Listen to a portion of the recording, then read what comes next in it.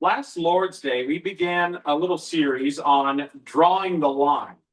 And we considered the question, where do we draw the line between enjoying life and worldliness? And we went through that. We talked about how enjoying life is not synonymous with worldliness. They are two distinct things. However, if we blur the line, we can go into worldliness from enjoying life. And so we understand that we are to keep on the right side of the line, which God has drawn through his word, understanding that, yes, we are to enjoy life. God has given us these wonderful good things that he has created. However, our love is to be in God first and not to be in the things of the world. It is not to be giving ourselves over and being brought under the control, the command, the influence of the things of the world. So we understand that there is that line that is drawn.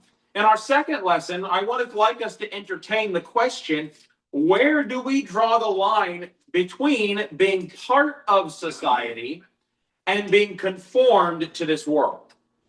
Now, yet again, there are people who think that these are synonymous terms, being a part of society and being conformed to the world, that they're the same thing. And this afternoon, I would like us to find out that these are not synonymous, and we can do one without doing both. That is, doing what's right for God instead of being conformed to the world. I'd like us to look at a few passages as we begin this. If we first go to 1 Peter chapter 2, we'll look at one more passage in 1 Peter, and then we'll look at Romans 12. But 1 Peter chapter 2, let's read verses 11 and 12, where it says, "Beloved, I beg you, as sojourners and pilgrims, abstain from fleshly lusts which war against the soul, having your conduct honorable among the Gentiles, that when they speak against you as evildoers, they may, by your good works which they observe, glorify God in the day of visitation."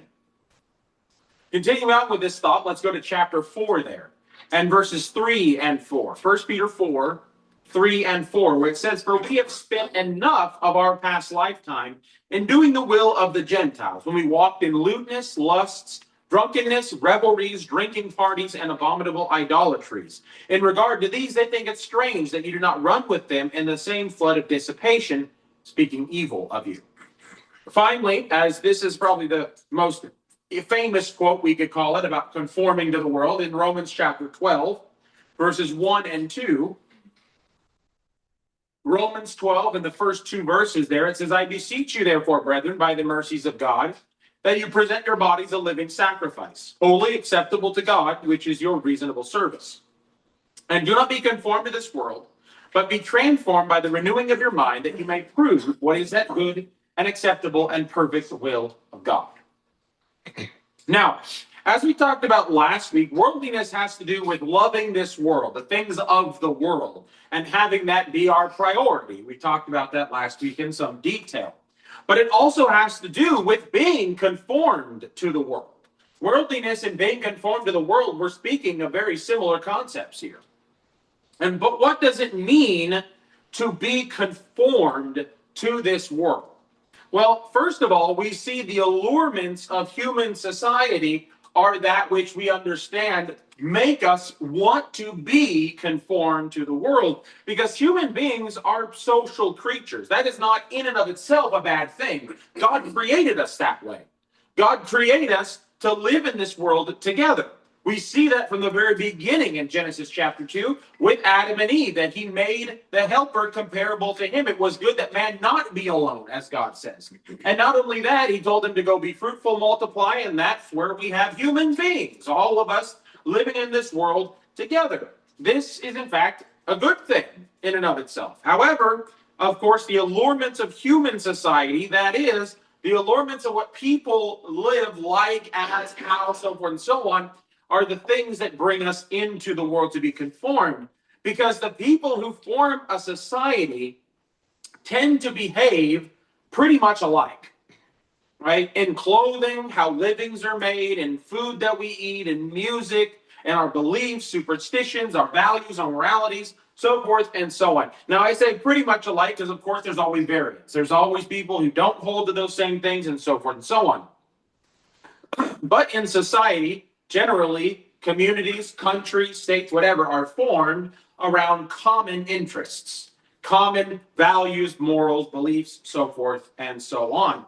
And there's even a kind of pack mentality or a herd mentality. You might probably have heard of either of those.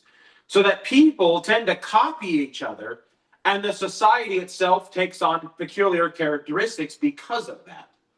If you were to go, for instance, even to the south of the United States, into Mississippi, Arkansas, so on and so on, it's a whole different world than here in California, right? We might be in the same United States, but our cultures are not the same.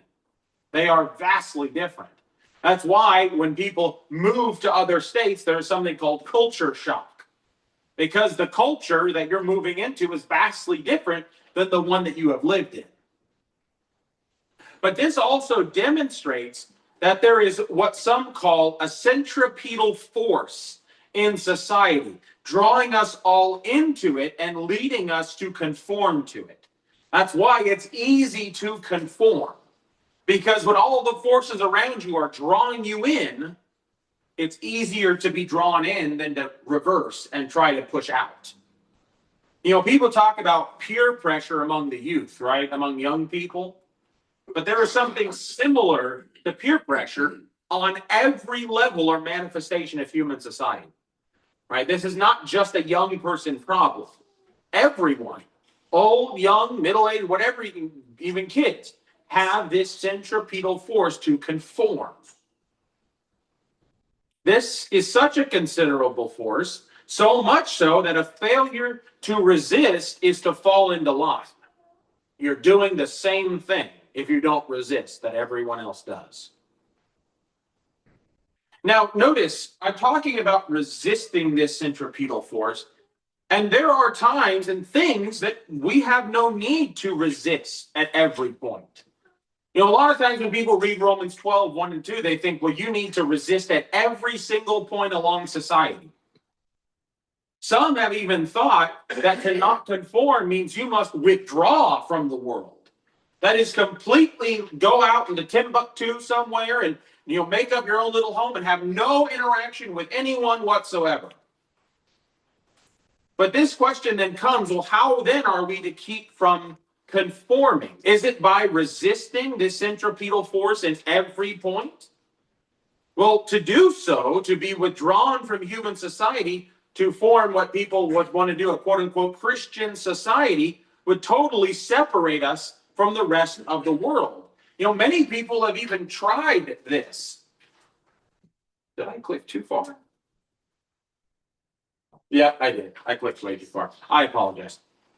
But many people have even tried this, right? The Puritans, we know about them from the early parts of our country here. They tried in succeeding the impulse to establish, quote unquote, a Christian America. The Mennonites, the Amish, the Shakers, the older holiness, quote unquote, idea that a Christian must be all around peculiar or different. And usually those ideas come down to clothing. Okay, it's actually very interesting. We see that these arguments around the peculiarness of a Christian generally come down to clothing, such as your hair that you wear, the makeup that you put on, the skirts, the jewelry. In fact, even with the Mennonites, for instance, this was about 200 years ago or 150 years ago, so forth and so on. The Mennonites had a split in their community because they couldn't decide whether to have double suspenders or a single suspender. You might think I'm joking. I'm not. That's real. And they thought the double suspenders was too worldly. The single suspender that came across the chest like this and anchored down in one point was more holy. And it caused a split in their society. Now notice, the majority of these peculiar arguments are about clothing. Now, does that mean that we should have no concern for modesty? No concern for... No, I didn't say that. But so often people are thinking about the physical distinctions and not the spiritual distinctions. But what we need to realize is that the scriptures teach us we are meant to mingle in and permeate society, not be outcasts in the middle of Timbuktu, in the middle of the desert, talking to no one. In fact, we are commanded to be in the middle of society. The purpose of holiness and of not conforming is not to separate us entirely from others. We are meant to mingle in the world and to take our place within normal human society. The scriptures testify of this very thing.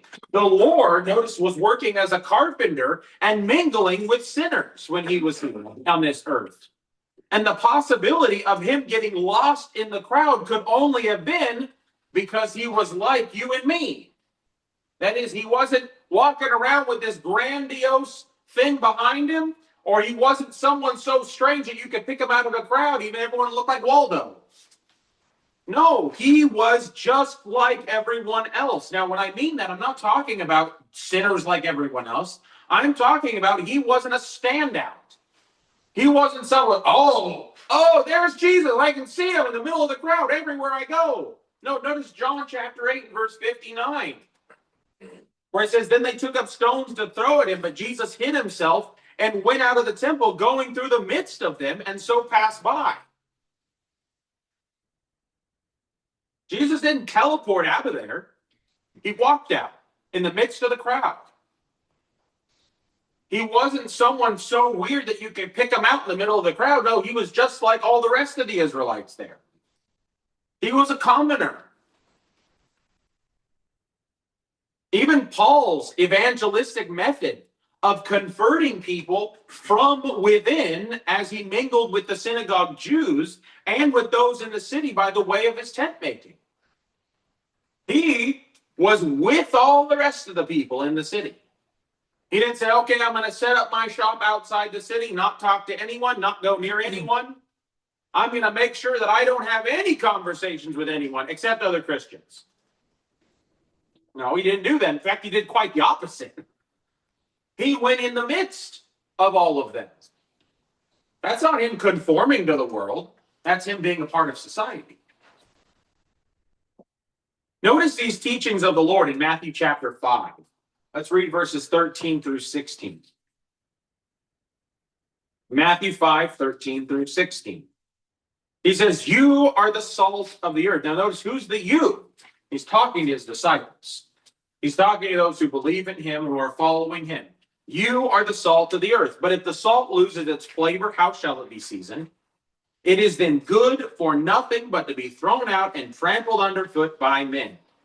You are the light of the world. A city that is set on a hill cannot be hidden, nor do they light a lamp and put it under a basket, but on a lampstand, and it gives light to all who are in the house. Let your light so shine before men that they may see your good works and glorify your Father in heaven. Now, can anyone see your good works and glorify your Father in heaven if you're not a part of those people? If you're not intermingling with them, if you want to say it that way, if you're not in the midst of them? No. And notice, some people think that what I just said was synonymous with doing the same evil deeds that they're doing. No, I didn't say that. I didn't say that you were participating in their evil deeds. I said that you were a member of society. You were in and amongst them. Look at Matthew 13 as well, verse 33. Notice this is speaking, as it says here, another parable. Jesus spoke to them. The kingdom of heaven is like leaven, which a woman took and hid in 3 measures of meal till it was all leavened. A lot of times we read leaven and say, oh, leaven's bad. No, Jesus is using this as a good way here. He's using the leaven as a permeation through the whole lump. Who is the leaven in this here? He's talking about the kingdom of heaven, Christians, faithful. That's who he's talking about. What are we to do? Did he say take the leaven out and throw the leaven on the side and make sure the leaven's kept separate? No, he said get that leaven in there and make sure it permeates the whole measure. Or Mark 16, verse 15. Notice Jesus' command to his disciples. In Mark 16, 15. And he said to them, go into all the world and preach the gospel to every creature. How can you do that if you are not in the midst of society? How can you go and preach the gospel to every creature if you don't want to be even close to every creature? You're going to stay far away in your own little hovel. You can't do that. Or John 17, verses 14 and 15. John 17, verses 14 and 15, where Jesus says, I have given them your word, and the world has hated them because they are not of the world, just as I am not of the world. I do not pray that you should take them out of the world, but that you should keep them from the evil one. Well, here we go. This one passage, I could have read that and the entire lesson is done. About being in the world versus being of the world. That lesson's done right there, that one passage alone. I pray that you not take them out of the world, but that you should keep them from the evil one. That means that we will do some quote-unquote conforming by necessity, such as taking on the characteristics of the society which we are a part of. Think about Paul when he talks about he became as a Jew, became as a Gentile. He took on the characteristics of those societies. Does that mean that he conformed to the world in doing so? No. If he did any conforming, it was conforming to the society so that he could win them more. He wasn't walking around in holier than thou robes saying, look at me, everyone. You must all follow me. No, he wasn't doing that. He was being like you and me. If Paul was here, he'd be like a Californian. Not in all ways, because there are sinful things that Californians like to be part of. But in the ways that are not conforming to the world, he'd be like you and me. But there is no worldliness inherently in that form or measure of quote-unquote conforming. And at least not necessarily. Of course, there are some things, as we've mentioned, that are normal parts of society that we cannot conform to or have a part with because they counteract or they go against God. And that's where it takes us having wisdom from the Word to know what's right and what's wrong. To know what is acceptable and what is not. To know what we can do, say, be, and what we can't. Human society, however, in many large parts, has descended into sin. So what then does the Bible mean when it says, be not conformed to this world and be holy? Well, it first and foremost means that recognizing that human society may not be sinful entirely in its nature, but it is also true that as a whole, humanity is under the control or under the sway of the wicked one. If we look at 1 John chapter 5 and verse 19 there. 1 John chapter 5 and verse 19, it says, we know that we are of God, and the whole world lies under the sway of the wicked one. In other words, one of the features of all human society is sin. It is, as Ephesians chapter 2, verses 2 and 3 say, the course of the world. Notice as we read there in Ephesians 2, verses 2 and 3, where it says, in which you once walked according to the course of this world, according to the prince of the power of the air, the spirit who now works in the sons of disobedience, among whom also we all once conducted ourselves in the lust of our flesh, fulfilling the desires of the flesh and of the mind, and were by nature children of wrath, just as the others. While society isn't inherently sinful, sin is a part of every society. Why? Because God made it that way? No, because the devil has his influence. By sin, we mean the same things that Paul enumerated in Romans chapter 1, verses 18 through 32. We see three different aspects of this, which I think is so important. As we see in that whole section, we see religious sin is being covered. That is, so that the highest power under which it is influenced is itself. We see sensual sin, in which people surrender to their own lusts and greed. And we see social sin, in which the members of society mistreat each other. We see all of these sins here, a part of society, that are covered there in Romans 1:18-32. And amongst these forces will be those influencing us into sin. Now, some have concluded, well, because people are trying to influence me, I need to separate myself from the world entirely. No, that is going against what we've already covered. That is going against what we've already covered. Jesus says we must be amongst people. We must be going out amongst others.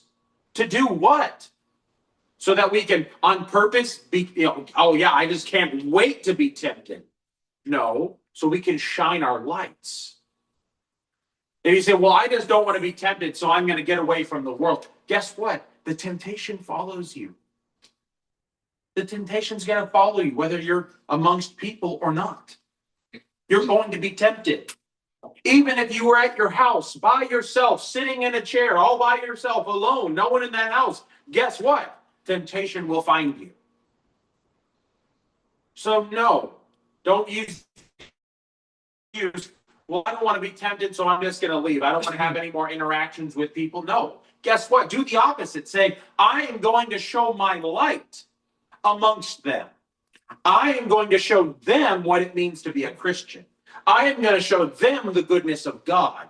I am going to be the salt of the earth. I am going to be the light so that they can come to the light. But when people hurt us or they tempt us and we give in, we think, oh, it was their fault. Well, they bear their own blame, but we bear our own blame too. They bear the role of the tempter, but we also gave in. We gave in. So what do? You throw your hands up and say, well, I give up. I'm not going to be a light anymore. I'm not going to get over there anymore. No, you don't do that. You say, I'm going to be the light. I'm going to be the light, regardless of what they do. Regardless of how evil they may be, how wicked they may be, how twisted they may be, I'm going to be the light. Because the light is what saves. And the light comes from God. And the only reason we are the light is because we are walking in the light as he is in the light. 1 John chapter 1. But this is certainly a key reason because as we talk about how sin is a part of all society, this is certainly a key reason why it is true that Romans 3:23 says what it says, that all have sinned and fall short of the glory of God. All of us are part of that sinful society. Jews and Greeks, there is no distinction. There is no one free from the corruption of sin. Because all learn sin from others. Children aren't born learning how to sin. They're born innocent. How do they learn those things? By observing others. Think about that. It's kind of like when you see in the store a little 2-year-old spouting off all kinds of different words that are colorful and things that we shouldn't be saying. And instead of the parent going, oh, no, we don't say that. Instead, they laugh. They chuckle it off. Say, oh, look at that. I wonder where they heard that from. I know exactly where they heard that from. From your own mouth. Oh, no, I don't do that. Of course you do. Your child learns from you. Your child learns from you more than anyone else. You want to know why your child is the way they are? Well, go look in a mirror. I'd say they learned absolutely everything from you, but they learn the most of who they are from you. From your actions, your inactions, your attitudes, your thoughts, your desires. Children pick up on all of those things. You want to know why they are the way they are? Go look in a mirror. That's why the time to prepare to have a child is not when you have a child. It's before you have a child. But this, notice, all people have given in to these social forces at one period in time. At least one, if not consistently. And this, and not everything, is what we must resist. The sinful attitudes, the sinful deeds, the sinful thoughts. This is what we are to resist. Not everything. Not saying because, oh, well, the new fashion is to have a line in my haircut right here. Oh, I can't have that because that's just so worldly. Nothing wrong with having a line in your haircut. I think that's weird. But that's okay. If that's what you like, there's nothing wrong with that. But if everyone is going out and just, oh, well, you know what? It's fashionable to steal now. When everyone's rioting and, oh, hey, well, to the riots there, why not just take that TV that just happens to be sitting on the side? But it's okay because everyone else is doing it. No. We are not to conform to the sin, to the evil, to the wickedness. But there's nothing wrong with, quote unquote, conforming to different aspects of society. You do so every single day by the things that you wear, by the speech that you have. I'm not talking about unwholesome language. I'm not talking about unwholesome dress. I'm just talking about how we dress. The way we dress in California is vastly different than the way they dressed in Maine. It really is. Or the way they dress in Texas. Belt buckles and everything. You know, I don't generally ever see a belt buckle in California. There's nothing wrong with those. Nothing wrong with doing those things. We must be a part of society. That's what we see from the scriptures.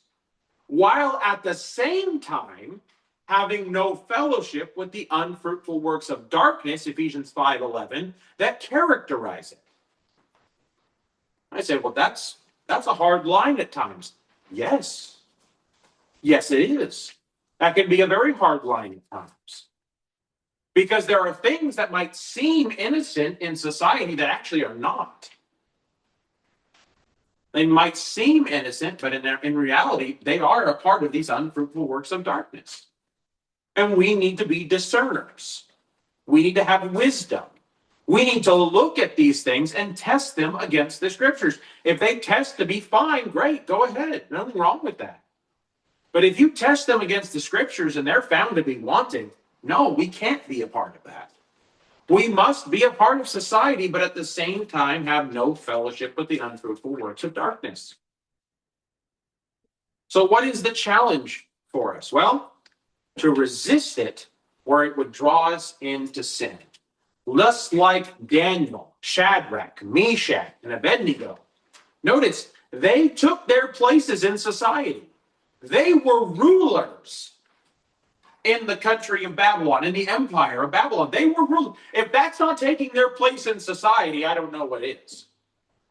They were rulers in that country.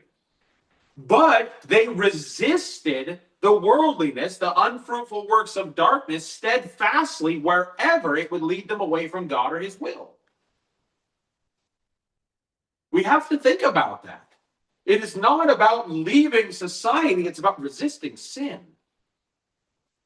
And this involves being very sensitive to just those points where we cross the line.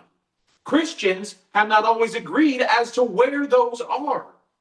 And they'll say, well, you know, the line might be here, the line might be there. You know, I'd like us to look at some examples of this. And Corinth, with the pagan festivals, Paul argued that those who participated in the pagan festivals here needed to be careful. In 1 Corinthians chapter 8, remember, he said that there's nothing in an idol. An idol is nothing. However, if you have that weaker brother who sees that and they think differently, you're now in trouble. You are now doing wrong. Doing wrong because what you initially were doing was wrong. No, there's nothing in that. But if a brother thinks that is the way it is or thinks it to be sinful, you need to stop. In the book of Revelation, notice as well, the Lord confronts those in the church at Pergamos who would similarly go too far. Look at Revelation chapter 2, verses 14 and 15. Revelation 2, 14 and 15, where it says, but I have a few things against you, because you have there those who hold the doctrine of Balaam, who taught Balak to put a stumbling block before the children of Israel, to eat things sacrificed to idols and to commit sexual immorality. What were they doing? They were conforming to the world. Notice verse 15. Thus you also have those who hold the doctrine of the Nicolaitans, which thing I hate. Or even the church in Thyatira in Revelation 2:20, just a few verses on. It says, nevertheless, I have a few things against you because you allow that woman Jezebel, who calls herself a prophetess, to teach and seduce my servants to commit sexual immorality and eat things sacrificed to idols. Now, this was a burning issue in the early church. This really was. Think about how many times it's referenced. In Romans, in Corinthians, in Revelation, this is a burning issue. As it tried to exist within pagan society. Through the years, since it began, our country tended to claim to be a quote-unquote Judeo-Christian in its values, its beliefs, and its morality, but those times are passing away to gone at this point. It also requires always challenging ourselves, or letting ourselves be always challenged by the Word of God, to see whether we are simply going with the flow of this world and deceiving ourselves that we do otherwise. So, well, I'm just being a part of society. I'm just doing what other people are doing, so it doesn't seem weird. Or are you actually conforming to the world? Or are you just conforming to some aspects? There's a difference. There's a vast difference. One is conforming to sin. One is conforming to trivial matters, you could call it, or things that do not bear a burden or a condition against your soul. We resist what I call the flow, in order to be fully under the influence of God's power, guided by the Spirit of God, and continually being transformed by it. Remember Romans 12 and verse 2, as we read before? And do not be conformed to this world, but be transformed by the renewing of your mind, that you may prove what is good and acceptable and perfect will of God. Think about that. Does it say that we have to leave the world in order to do this? No, it says by the renewing of your mind. Change your mindset, which changes your actions. Now, by being transformed by the renewing of our mind, will that literally change everything about us? Will you stop brushing your teeth if you become a Christian? Will you stop having a favorite food if you become a Christian? Oh, well, I become a Christian, so I can't like sushi anymore, guys. No. It doesn't change all of those things about us, but it changes who we are. It changes our authority. It changes our focus, our priority to always serve God. Now, if it means that serving God is in conflict than what we used to do, then yes, we change. But if it means that what we used to do is perfectly fine in serving God, then wonderful. Nothing wrong with that. We have to be willing to put God in the first fruits, in the first place, in the first priority. Think about Galatians chapter 5. This is what we're talking about the renewing of our minds, not to be handed over to the works of the flesh, but being in the fruit of the Spirit, where it says, now the works of the flesh are evident, which are adultery, fornication, uncleanness, lewdness, idolatry, sorcery, hatred, contentions, jealousies, outbursts of wrath, selfish ambitions, dissensions, heresies, envy, murders, drunkenness, revelries, and the like, of which I tell you beforehand, just as I also told you in time past, that those who practice such things will not inherit the kingdom of God. Let's stop there for a moment. What are we going to change by the transforming of our mind? Stopping these things. Stopping the works of the flesh. Now, what are we going to change when we've also transformed our minds? Verse 22. But the fruit of the Spirit is love, joy, peace, long-suffering, kindness, goodness, faithfulness, gentleness, self-control. Against such there is no law. Changing this. So if these aren't a part of you already, change it. Make these a part of you. This is transforming by renewing of our minds. The renewing, we're making it better. We're taking out the works of the flesh and putting in the fruit of the Spirit. We're not being conformed to the world because the world lives in the works of the flesh. This is their normal habits.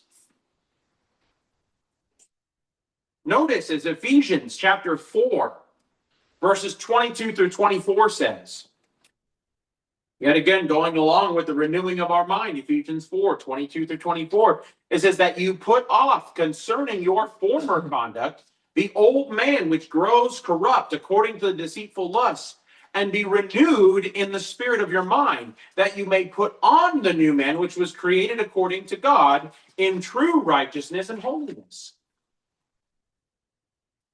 Think about that. What do we do when we renew our mind? We put on the new man. We put off the old man. Now, does the new man have to leave society? No. In fact, the new man should, in fact, do the opposite of leaving society. He should get in the middle and shine the light of God. He should get in the middle and shine the light of God. Now, I'm not talking about getting in the middle of the works of the flesh. I've already made that clear. Society is not inherently synonymous with the works of the flesh. The works of the flesh might have their most definite place in society, which we are to resist, but God also has his place in society. That's when we shine as lights. Oh, but I don't want to deal with evil people anymore. I don't want to deal with people who hurt me. I don't want to deal with people who tempt me. I don't want to deal with it. Those are the very people that you need to go in the midst of and shine your light. Those are the very people that Jesus is talking about with your light. But Drew, I'm tempted. I'm tempted. And you have God to fight it. You have God to fight it. Now, I will clarify with this statement. It doesn't mean you just walk into the middle of a rave and do everything that they're doing and watching all the things that they're committing and saying, oh, see, I'm shining my light. No, that's where we use wisdom, folks. There's proper places to be and not to be. There's proper places to be and not to be. Going into a bar to try and evangelize people is probably not the best place to be. But we have to think, use wisdom, and don't say all or nothing. I'm going to excise myself from society, or I'm going to go right in the middle of everything they're doing too. No, because part of showing our light is to resist. Remember that they say they think it's strange in 1 Peter that you don't run in the same flood of dissipation? You resist those things. Did Peter say you resist every single person and every single thing all the time? No, he's talking about the evil things. He's talking about the things of the world that you resist. This is where we see the line drawn. God doesn't hate people. He hates sin. We are to resist sin and love people. How can we love people if we refuse to be around them in all ways, shape, and form? You can't. You might think you can. You might try to justify it, but you can't. What we need to do, we need to challenge the world and transform it, not cower away and go hide. This is our place in the world, to challenge it and to transform it. We must understand, however, that it goes beyond mingling in it while resisting its pressures to be drawn into sin. We must go from there to transform it. Don't just say, okay, I'm in society now. I've done my thing. No, now that you're in society, transform it. Change it. Use your light and spread the good news of the Lord. That is to cause it to conform to us rather than the other way around. Oh, conforming is going to happen. Are you going to conform to it, or are you going to shine your light so it conforms to you? I said, oh, well, you're saying that it's going to conform to me because I'm so good? No, I'm talking about the light that you're shining. Whose light is that? God's light. That they may glorify your Father who is in heaven, Jesus says. Think of it. Think about the parable of the leaven, like we talked about in Matthew 13:33.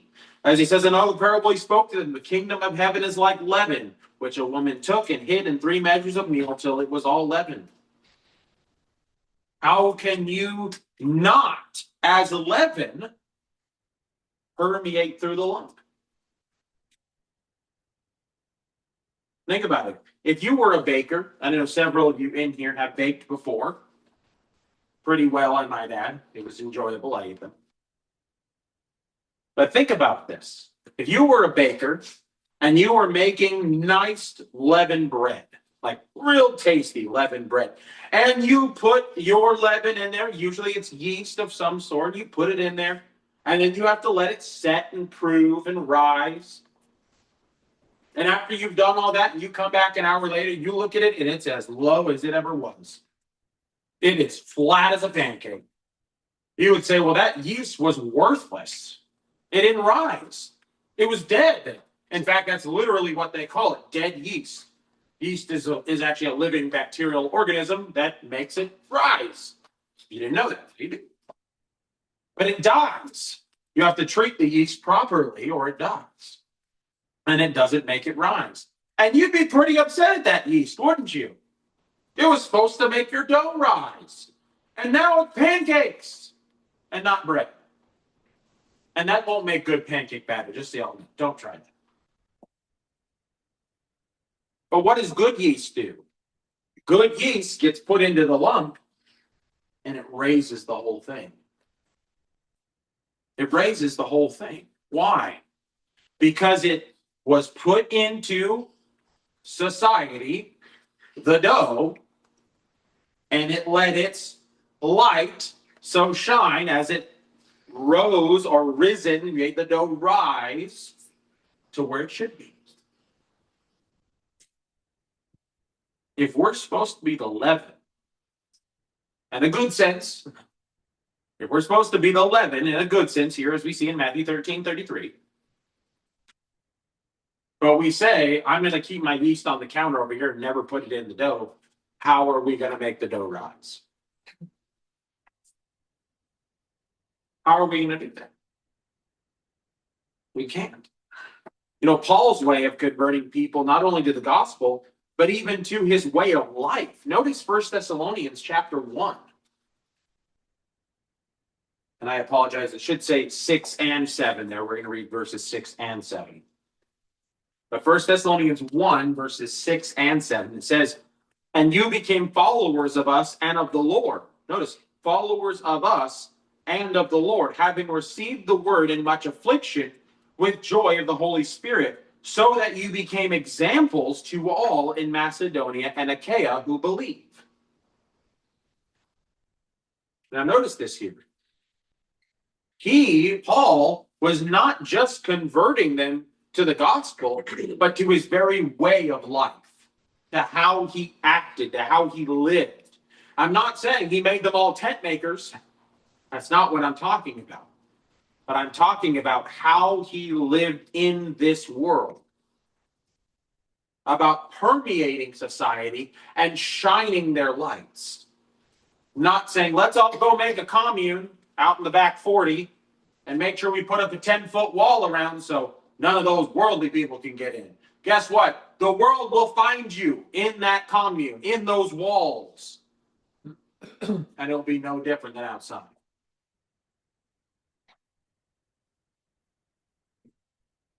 This means, as we just read here, this means that we actively challenge the world. We hold the world to a higher standard. We say, this is what is right to do, and this is why it is right to do. It's easy to say, you're wrong. It's hard to say, this is wrong, and this is why. We need to be considerate of that. It's easy To say, well, I'm just going to make sure that I'm good myself. I'm just going to sit here in my corner and read the Bible all day and all night, and that's all I need to do. No. If we're not in the midst of society spreading the gospel, shining our lights, then we're doing something wrong. This is where we draw the line between being a part of society and being conformed to the world. They are not synonymous terms. Remember Ephesians 5:11, as we talked about previously. We talked about actively challenging it, as it says, and have no fellowship with the unfruitful works of darkness, but rather expose them. It's not just enough to have no fellowship with it, we need to expose it. Say, this is wrong, and this is why. You don't do it in an arrogant way. That's not light, that's darkness. You do it in a loving way, because you want to reach the more, as Paul says. And it includes establishing within the world that holy community life that is called the church. If there's problems within the church, there's going to be problems in our daily lives. But when we establish within the world that holy community life that we call the church, that is the first step in showing our light. The question remains for all of us is there some way that you have crossed that line and conformed to this world? But as we've talked about many times here, these are not synonymous of being part of society and being conformed to the world. We are to be part of society. We are not to be conformed to this world. We cannot think that they mean the same thing. And it's easy to thinking they mean the same thing because we say, well, when I go out into society, I get tempted. When I go out into society, there are things that tempt me, that draw me, that want me to do wrong. There's going to be things even out of society that tempt you and draw you away. You can't escape it. What you can do is fight it. What you can do is resist it. You can say, I'm not going to give in to these things. I'm going to do what's right. I'm going to hold fast to what's right, no matter the situation I find myself in. Sadly, people have a hard time knowing where the line is, and at the same time, not trying to justify themselves and saying, well, if I'm a part of society, then I'm going to get tempted, so I'm just going to remove myself altogether. That's wrong equally. That's wrong equally. We have to be a part of society and not conform to this world. You might say, Drew, that sounds hard. Yep.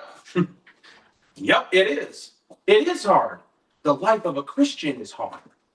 The life of a Christian will test you, will challenge you, will make it very difficult at times to resist. But what do we keep in mind? You say, well, that sounds like being a Christian is a bad thing. Absolutely not. Because our reward for serving God is worth every hardship that comes. Our reward for serving God is worth everything. Jesus came and died for us while we still hated him. While we were still sinners, Christ died for us. Serving him alone is worth it. Serving him alone is worth it, no matter what hardship comes. And then on top of that, on top of all of that, having the reward of heaven is worth it. Let us always turn to God for everything that we do, for everything that we say, and everything that we are. And I'll leave the lesson with you. I hope that this lesson has been beneficial to all of us, that we can see where the line is drawn, and that we can stand on the right side without justifying wrong things. The lesson is yours.